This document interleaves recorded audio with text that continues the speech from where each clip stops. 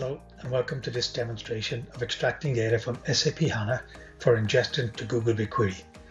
During the demonstration, we will extract data from the following master tables: material data, location data, sales data, purchase order data, and delivery data. Once the data has landed in Google BigQuery, we will merge it with data from other systems to create a supply chain dashboard. So let's now proceed with our demonstration. This is my dashboard for the HVA high volume database that we're going to use for this connection to take data from SAP HANA. There's a couple of locations already pre-configured that I'm going to use. The first one is the SAP HANA as a source location. So this is already configured with the details and the credentials to connect to that source. I'm just going to test the connection, make sure it's still good. Next up, we're also going to use this Google BigQuery destination as the destination for our SAP data. Again, this location is already pre-configured with the details and the credentials to connect.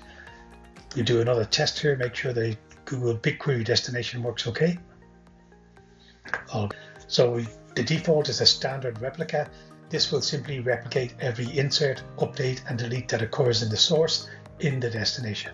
We have the option of choosing soft delete, which will not delete the records in the destination, but instead flag them as having been deleted. The reason is that Google BigQuery currently doesn't support having slashers in the column names. So this SAP HANA instance does have slashers in the column names. Now we've gone and created a Python script that we're going to create some actions here in the HVR dashboard.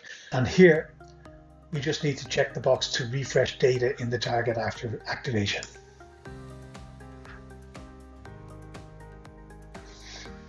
So for this, we need to choose one of these options, only create targets that are missing.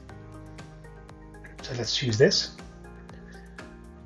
And then we click on Force Start. It's already ticked. And then finally, we click the Activate Replication button. So this is kicking off the activation job. The first thing that happens is it's going to activate the jobs that need to be run. Once the activation is completed, it will then kick off the initial historical sync of all the data in those SAP HANA tables and send them to the Google BigQuery destination. Then when the initial historical sync has completed, it will kick off then the incremental sync, which will be the live sync of data that whenever a record changes in the source, that record will automatically be refreshed in the destination. Incremental syncs are syncing live to Google BigQuery, and there you can see the result of the table, the Mara table, that materials record that we updated. Over here on the right hand side, you can have more detailed statistics on changes. Again, you can see the live syncs of all the updates that are being captured, and you can also choose the metrics that you want to monitor here.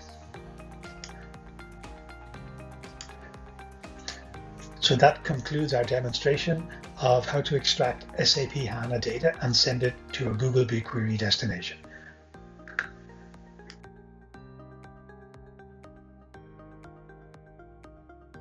Hello everyone. In this video, we'll demonstrate how SAP data coming from Fivetran into Google BigQuery can be used by Pluto7 solutions. Let's dive right in. So in the screen that I'm sharing, what you see is SAP data that is coming from Fivetran. So this comprises of material master data, sales data, purchase data, and delivery data, just to name a few. There are other data sets that can come from Fivetran. These data sets are arranged in Google BigQuery in the form of tables that you see here in the screen. Once we have data in this format, what we can do next is to blend this data with other external data sets and also data from other sources.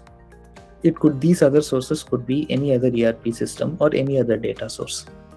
And by external data sets, what I mean is data sets that are publicly available with Google, such as weather data and trends data.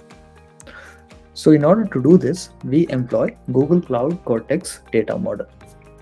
So this is how this looks like, and what you see here are some of the views that have been built based on Google Cloud Cortex. So this consists of the billing data, this consists of purchase data, sales data, and we use data from SAP that has come over from Fivetran in order to build this.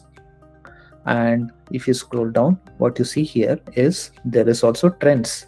There is also weather data. These are external data sets that are coming from Google.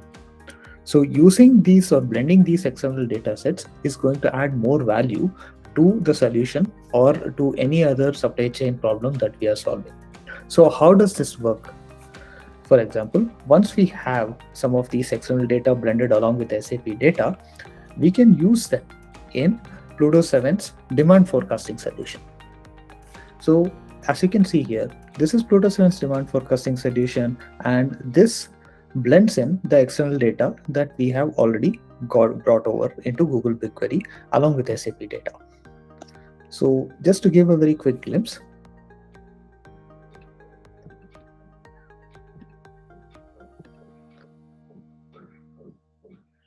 this is Pluto7's demand forecasting solution, and this makes use of the external data along with the SAP data, and it gives you your forecasted quantity and the error associated with your forecast, and it does that by showing you the impact of the external data that you have brought in. For example, you can see here there is a temperature data and there is also consumer price index that has been blended in. So by blending in or bringing in these external data sets along with SAP data, we'll be able to have a forecast that is much more accurate than just simple SAP data or just simple raw data that you can have from your ERP systems. Thank you.